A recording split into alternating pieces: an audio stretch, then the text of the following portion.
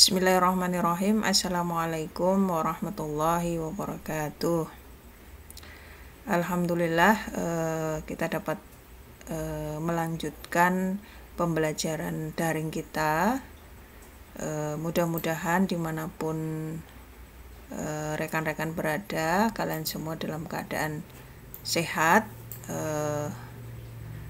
dan kita berdoa semoga pandemi ini segera berlalu dan kita dapat kembali belajar seperti sedia kala ya.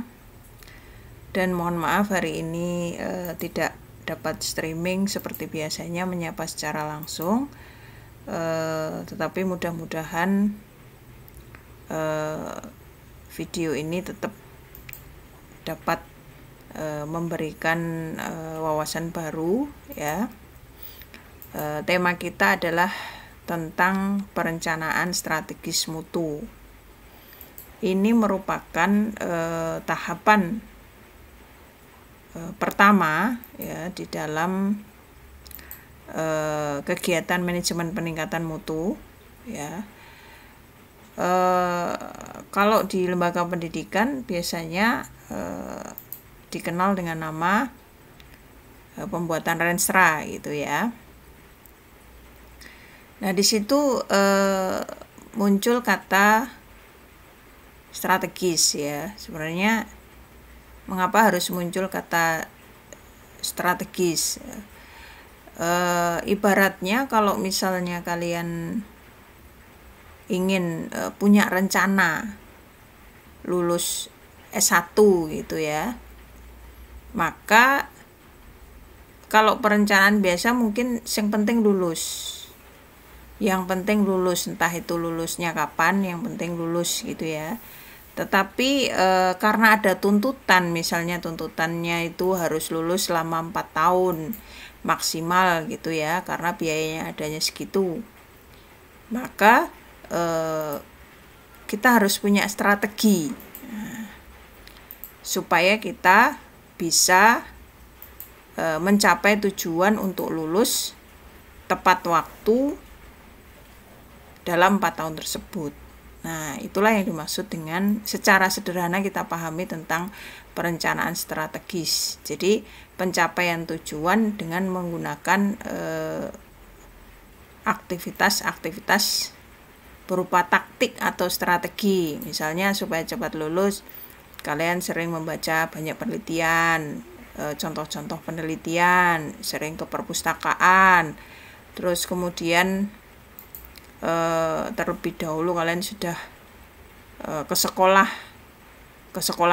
ya untuk mencari ide-ide penelitian supaya nanti skripsinya cepat dan lancar. Nah, itu adalah contoh bagaimana kita membuat rencana yang strategis ya untuk mencapai tujuan.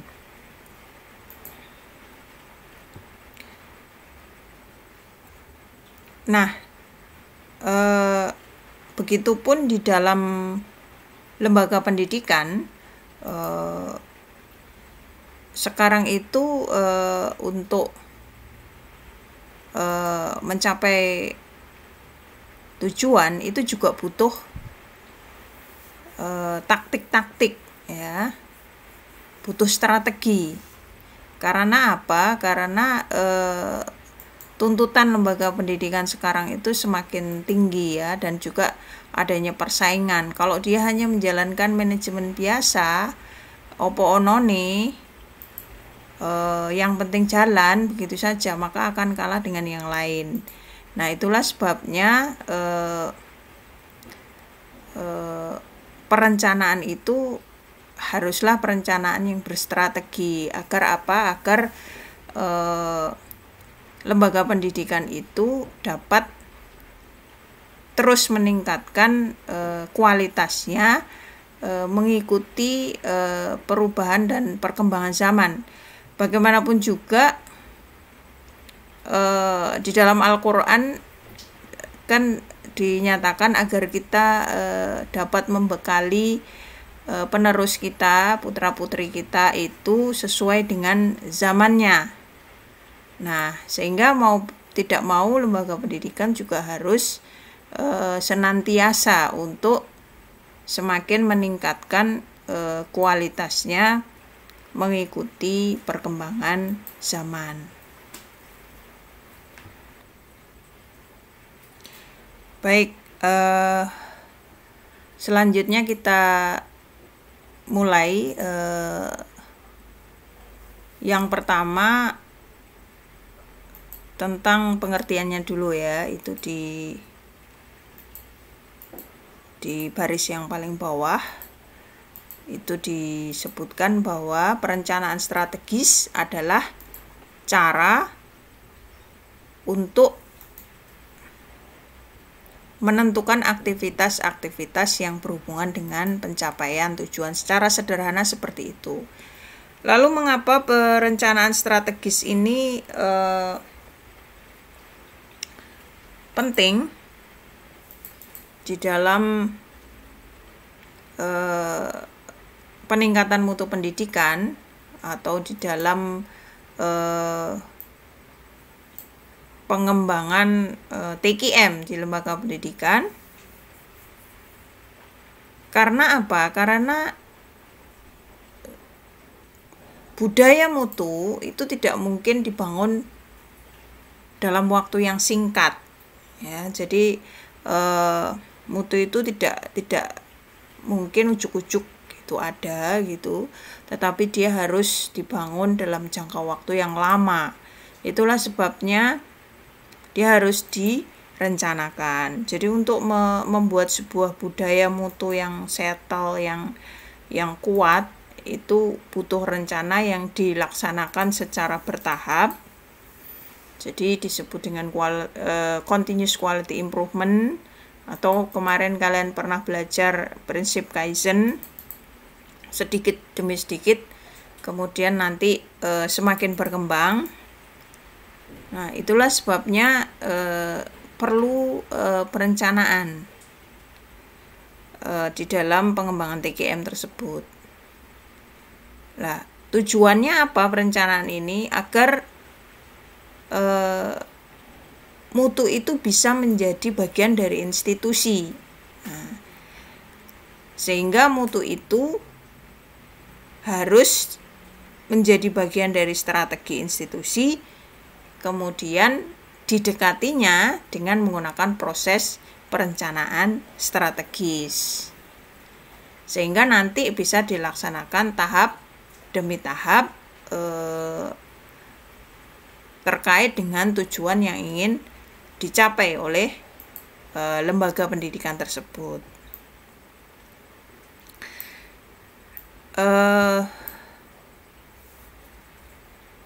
Lalu kita pelajari tentang langkah-langkah perencanaan strategis itu apa saja. Tentu langkah-langkah perencanaan strategis itu dimulai dari awalnya adalah penentuan atau penetapan visi, misi, tujuan, nilai itu ya. Nah, tapi yang paling pokok itu adalah visi dan misi ya. Nah, nanti akan kita pelajari apa yang dimaksud dengan visi dan misi itu. Selanjutnya langkah yang kedua adalah melakukan analisa pasar. Analisa pasar itu berarti analisis lingkungan ya, baik lingkungan mikro maupun lingkungan makro, lingkungan terdekat maupun lingkungan terjauh dari lembaga pendidikan, termasuk nanti menganalisis yang paling pokok adalah pelanggannya siapa dan harapan-harapan mereka apa. Kemudian selanjutnya adalah melakukan analisis SWOT, strength, weakness, opportunity, dan threat, dan juga mengetahui faktor kunci sukses. Nah, tujuan dari analisis SWOT itu adalah untuk menentukan strategi bagaimana kita bisa mencapai yang lebih baik. Nah, dari atas analisis lingkungan pasar tadi, apa yang menjadi harapan masyarakat, lalu kita analisis SWOT, apa yang menjadi kekuatan, apa yang menjadi kelemahan, lalu ada peluang apa saja dan ancaman apa saja, sehingga kita bisa menetapkan strategi-strategi bagaimana menjadi lebih baik dan faktor kunci suksesnya apa saja untuk bisa menjadi lebih baik tersebut. Nah, kalau kita sudah punya strategi-strategi yang mau kita pilih, maka langkah berikutnya adalah dilakukan perencanaan operasional. Jadi rencana tersebut dibuat ukuran pencapaiannya, ya. Nanti akan kita bahas satu persatu langkah ini. Kemudian setelah dibuat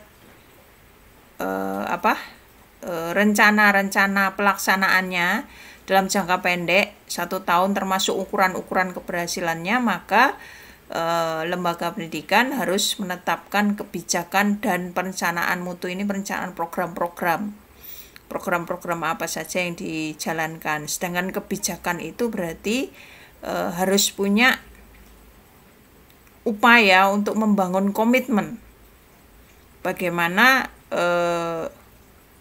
seluruh kebijakan itu terpusat, ya, bahwa mereka benar-benar ingin berkomitmen untuk meningkatkan mutu yang terejawantah dalam program-program perencanaan program-program mutu. Misalnya program peningkatan kompetensi staf, atau ada program pembentukan tim penjamin mutu internal dan sebagainya. Lalu setelah itu menetapkan biaya mutu.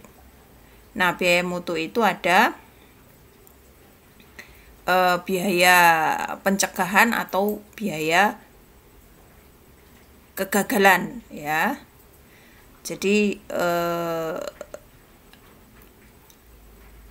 biasanya kalau kita belajar tentang pendapat mutu dari ahli, misalnya dari Crosby, misalnya dikatakan bahwa quality is free, itu ya. Jadi mutu itu sebenarnya gratis kalau semua prosedur yang ditetapkan dijalankan kemudian bisa mencapai keberhasilan. Jadi memang seharusnya dilaksanakan, tidak akan mengeluarkan biaya. Menjadi berbiaya itu karena ada banyak hal-hal yang dilanggar, kemudian terjadi kegagalan-kegagalan, sehingga harus mengeluarkan banyak biaya untuk mengatasi itu. Nah, itu disebut dengan biaya kegagalan. Nah, kegagalan itu dapat dicegah kalau misalnya ada hal yang belum disiap, kemudian disiapkan dulu dengan biaya pencegahan melalui pelatihan-pelatihan atau melalui pembuatan sistem yang misalnya menghadirkan pakar dan lain sebagainya. Itu adalah contoh dari penetapan biaya mutu. Lalu yang terakhir adalah dilakukan monitoring dan evaluasi, artinya pengawasan, diawasi dan dievaluasi. Nah, ini akan kita bahas khusus untuk monitoring dan evaluasi ini pada pertemuan-pertemuan berikutnya. Kita mulai dari langkah yang pertama adalah pembuatan visi misi, itu ya. Biasanya yang menjadi pertanyaan itu adalah apa itu visi, apa itu misi, bedanya apa, gitu ya. Kalau visi itu adalah statement tentang tujuan puncak, jadi dia menjadi cita-cita institusi, sehingga sifatnya lebih jangka panjang. Nah, itu visi. Kemudian menjawab pertanyaan what. Jadi apa, kita akan menjadi apa dalam misalnya 5 tahun ke depan. Keadaan di masa mendatang itu kita pengen seperti apa. Nah, itu visi. Kemudian dia juga menjadi inspirasi. Angan-angan menjadi inspirasi yang ingin dicapai. Dan sifat pernyataannya lebih umum. Beda dengan misi. Misi itu pernyataannya berupaya memperjelas visi dan memperjelas alasan keberadaan sebuah institusi. Jadi misalnya misi yang diemban. Kalau lembaga pendidikan itu misi yang diemban apa? Menyelenggarakan pendidikan misalnya. Nah, itu adalah misi. Terus menjawab alasan keberadaan, why, kenapa kita ada, itu untuk apa? Ya, untuk menyelenggarakan pendidikan itu tadi ya. Kemudian sifatnya lebih menginformasikan. Jadi informasi, layanan-layanan kita akan menyediakan apa saja, menyelenggarakan apa. Sifatnya lebih jangka pendek karena berkaitan dengan aktivitas yang dilaksanakan. Kemudian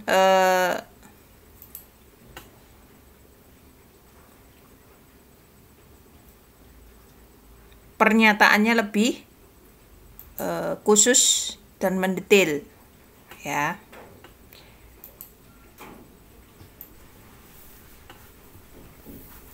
Misalnya kita contohkan contoh dari visi misi, misalnya visi ini ya, karena sifatnya tadi inspirasi, angan-angan jangka panjang. Misalnya mewujudkan lulusan sekolah yang ya beriman, ya berilmu, ya beramal saleh, unggul dalam prestasi, memiliki daya saing dalam bidang iptek. Nah, ini merupakan cita-cita yang sangat luar biasa gitu ya. Nah, untuk bisa mencapai itu, maka misinya, nah ini misalkan sekolah tersebut untuk mencapai itu semua, lulusan yang seperti itu, yang ya berilmu, ya beramal saleh, ya unggul dalam prestasi, ya semua siswanya pengen seperti itu, maka misinya adalah menyediakan akses pendidikan dasar yang berkualitas. Jadi sehingga nanti turunannya ada program peningkatan mutu. Kemudian menyelenggarakan pendidikan dasar berbasis IT. Nah, karena apa? Karena pengennya lulusannya punya kemampuan bidang iptek.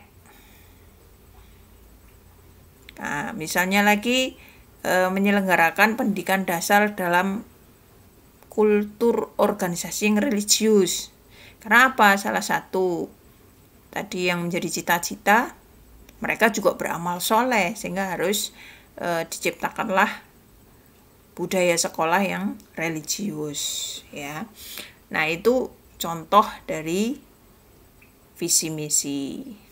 Nah, kalau visi misi ini jelas, kemudian langkah berikutnya adalah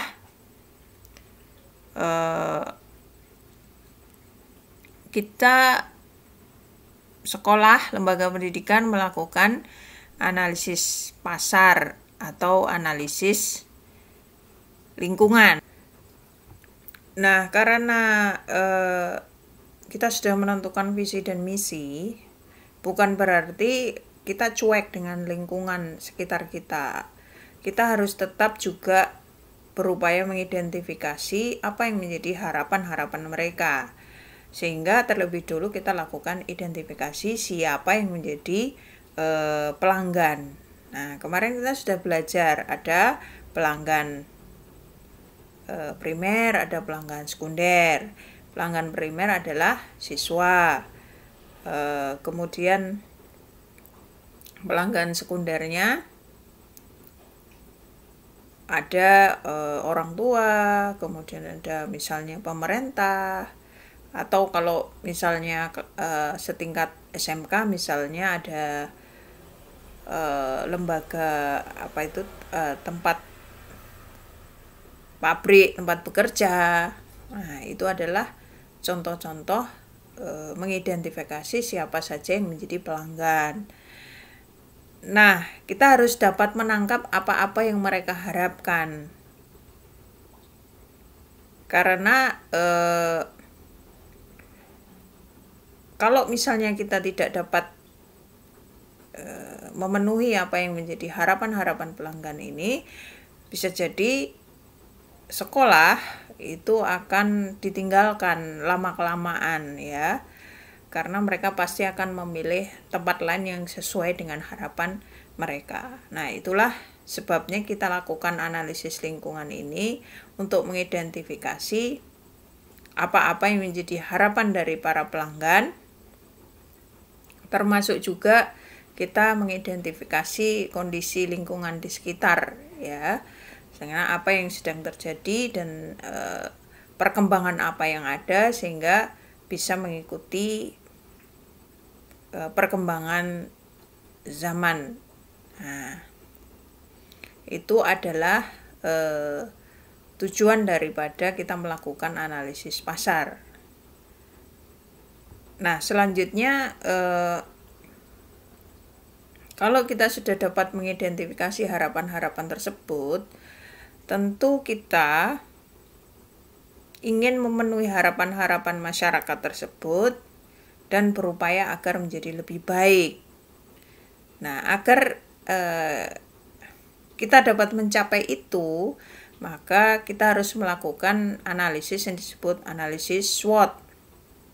Jadi kita mengetahui apa saja yang menjadi kekuatan kita masih lemah di mana, lalu kita juga bisa melihat banyak sekali kesempatan di luar seperti apa, termasuk berbagai ancaman yang mungkin terjadi, sehingga kita bisa menetapkan strategi apa yang dibutuhkan agar kita menjadi lebih baik sesuai dengan apa yang menjadi harapan masyarakat tadi.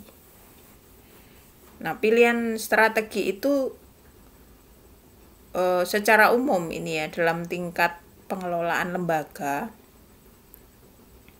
Kalau dalam manajemen bisnis itu pada tingkat bisnis gitu ya, itu bisa memilih apakah kita mau dengan segala potensi yang ada itu, kita lebih memilih cenderung melakukan efisiensi sehingga kita menetapkan biaya yang lebih rendah, atau kita melakukan diferensiasi, membuat sesuatu yang unik sehingga masyarakat itu akan melihat keunikan itu yang tidak ada di tempat lain ya, sehingga akan lebih memilih tempat kita, atau melakukan fokus terhadap satu segmen, satu pasar gitu ya, melayani pasar khusus, misalnya khusus menengah ke atas, sehingga menyediakan sekolah dengan sarana prasarana yang eksklusif. Nah, itu beberapa strategi yang bisa dipilih, disesuaikan dengan kekuatan, kelemahan, serta berbagai kesempatan yang ada di masyarakat. Nah, dalam melakukan analisis SWOT,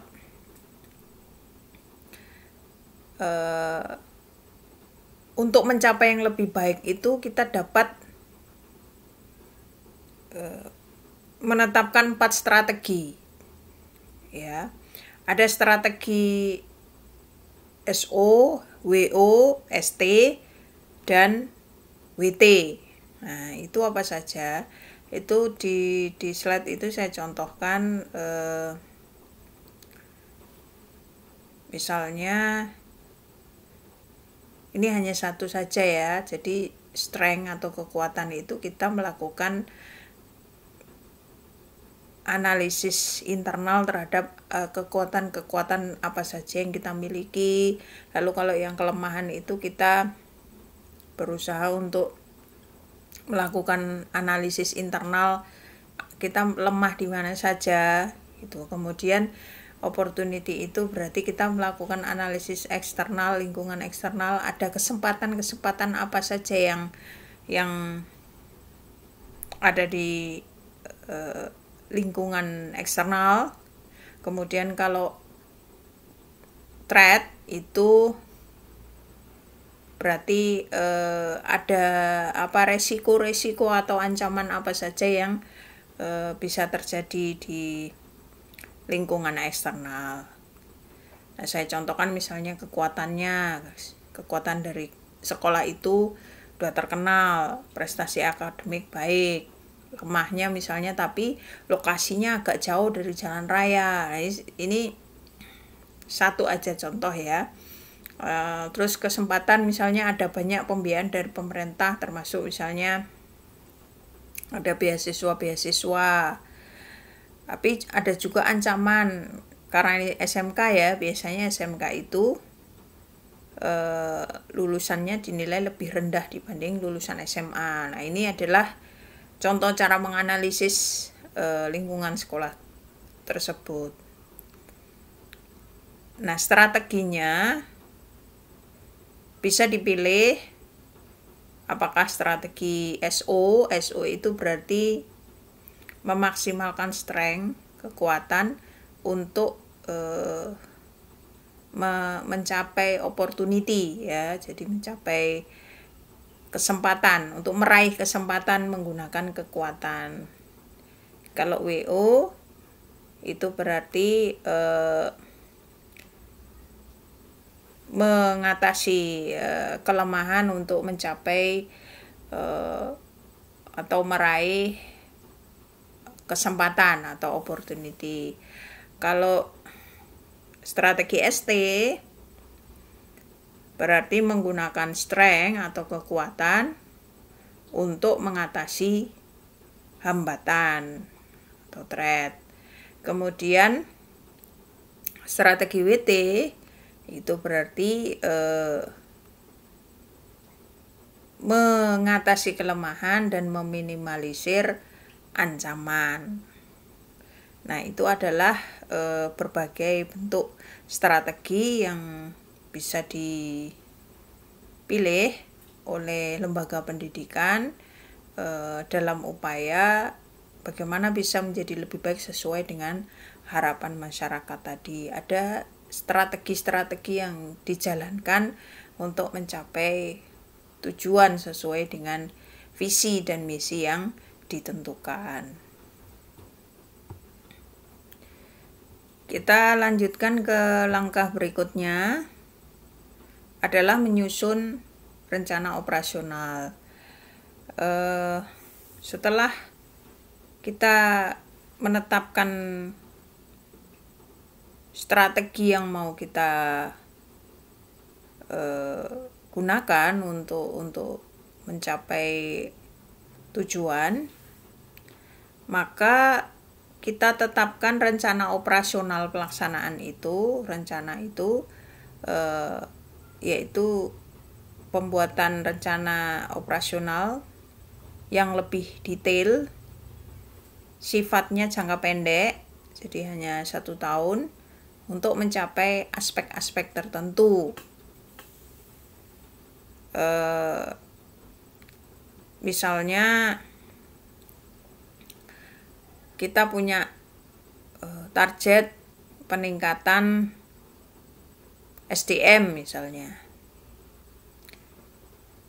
Karena SDM-nya yang tersertifikasi baru 50% dan kita pengen nanti semua sudah tersertifikasi. Nah, sehingga pada aspek peningkatan SDM ini ada target yang ingin dicapai dalam 1 tahun. Misalnya 1 tahun paling tidak harus ada 1 yang tersertifikasi. Jadi menetapkan rencana operasional yang ukuran-ukurannya itu jelas gitu. targetnya jelas, sehingga tujuannya juga jelas. Kalau misalnya visinya dalam 5 tahun seperti itu dicapai dengan peningkatan, salah satu strateginya misalnya kita akan meningkatkan mutu guru, sehingga tiap tahun ada capaian paling tidak satu guru akan tersertifikasi. Nah, itu adalah salah satu contoh bagaimana dari strategi tersebut bisa dijabarkan dalam sebuah rencana operasional detail dalam 1 tahun. Nah, selanjutnya dari rencana operasional tersebut harus diikuti dengan kebijakan dan perencanaan mutu. Kebijakan itu artinya harus ada komitmen, statement komitmen, pernyataan tentang komitmen yang disampaikan oleh institusi, dan institusi sudah menetapkan standar mutu yang dipakai. Benar-benar harus diikuti, semua pihak harus ikut berkomitmen menjalankannya. Nah, jadi harus ada kebijakan yang mengatur itu. Ada sistem yang jelas. Kalau misalnya ada yang tidak ikut, bagaimana? Nah, itu harus ada komitmen. Komitmen ini dimulai dari pimpinan, kemudian harus diikuti oleh seluruh pihak, ya. Jadi mulai seluruh staf. Nah, setelah itu diikuti dengan program-program, perencanaan program-program yang akan dijalankan supaya mutu yang diharapkan tadi bisa tercapai. Misalnya programnya apa saja yang dijalankan, karena tadi pengen meningkatkan kompetensi guru harus tersertifikasi, akhirnya ada program pelatihan, atau karena ini harus benar-benar terlaksana dengan baik pencapaian standar itu, dibuatlah tim khusus penjaminan mutu internal. Nah, ini adalah bentuk program-program yang bisa dijalankan lembaga pendidikan sehingga benar-benar di atas kertas itu ada langkah-langkah yang harus dijalankan organisasi, lembaga, kalau misalnya ingin mencapai tujuan visi, ya, dan juga misi dari lembaga pendidikan. Nah, kalau sudah ditetapkan program-program, maka yang dipikirkan lagi adalah langkah berikutnya, yaitu memikirkan biaya mutu. Nah, ada 2 biaya mutu itu, apakah biaya pencegahan atau biaya kegagalan. Nah, biasanya kalau teori-teori para ahli lebih fokus pada biaya pencegahan. Mencegah itu lebih baik daripada mengobati, karena pencegahan akan berdampak positif bagi organisasi. Kalau misalnya staf, nah ini misalnya biaya pencegahan internal, itu misalnya biaya pengembangan TKM, biaya pelatihan, biaya peningkatan efektivitas tim kerja. Jadi tim penjamin mutu itu jadi memang dibayar khusus gitu ya untuk mereka kepanitiaan menjadi tim penjamin mutu internal misalnya ya. Kemudian juga misalnya renstranya harus benar-benar bagus. Maka ada tim pembuat renstra. Kemudian ada tim audit atau tim evaluasi. Nah, itu dari sisi pencegahan. Kalau misalnya nih pelatihan staf itu akan berdampak positif kan terhadap budaya organisasi ke depannya. Staf-staf akan menjadi lebih berkompeten sehingga semakin meningkatkan kapasitas organisasi juga. Kemampuan organisasi, kompetensi organisasi juga semakin bagus dan semakin meningkat. Sehingga biaya kegagalan itu akan bisa dihindari. Karena biasanya kalau damage dari kegagalan itu lebih besar biayanya dibanding kalau kita mencegah itu terjadi.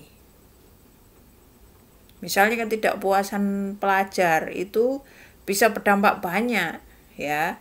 Misalnya kalau pelajar yang tidak puas akibat misalnya akibat pembelajaran yang tidak sesuai gitu, maka bisa demo. Demo kalau sampai anarkis malah mengeluarkan banyak biaya karena harus memperbaiki, ada perbaikan. Terus bisa jadi mereka yang tidak puas, para pelajar ini ngomong ke tempat lain. Ketika ngomong ke tempat lain, sehingga reputasi sekolah menjadi menurun dan ke depan semakin berkurang yang berminat untuk masuk ke sekolah tersebut. Nah, ini adalah dampak dari kegagalan. Sehingga dalam manajemen peningkatan mutu hampir semua ahli itu menyatakan lebih baik mencegah ya. Jadi lebih baik biaya itu diarahkan pada biaya-biaya pencegahan daripada nanti sudah kejadian akan lebih banyak biaya yang keluar kalau misalnya terjadi kegagalan di dalam keinginan untuk meningkatkan mutu tersebut. Nah, itu adalah biaya mutu ya. Biaya mutu ini bisa dilihat dari biaya internal dari dalam organisasi atau eksternal. Kaitannya dengan pihak eksternal ya. Atau kaitan dengan pihak internal. Nah, itu bisa dipelajari contoh-contoh yang lain. Misalnya kalau eksternal itu publisitas yang semakin menurun, dari sisi kegagalan ya, biaya kegagalan, reputasi menurun, itu akan berkali-kali lipat untuk membangun reputasi kembali, biayanya akan semakin lebih tinggi.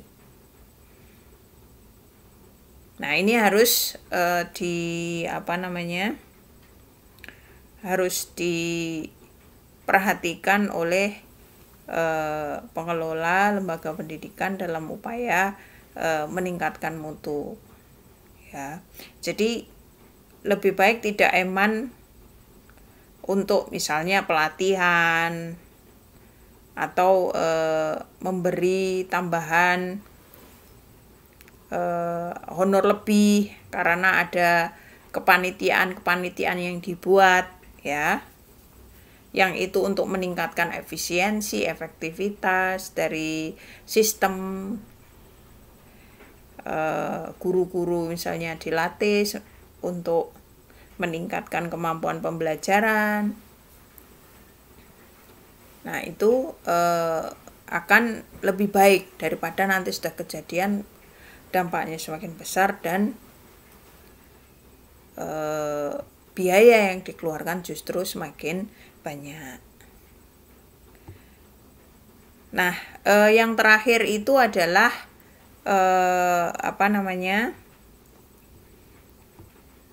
monitoring dan evaluasi. Nah, itu akan kita bahas nanti pada pertemuan berikutnya, sehingga pembelajaran kita cukup ya sampai di sini, sampai biaya mutu ya.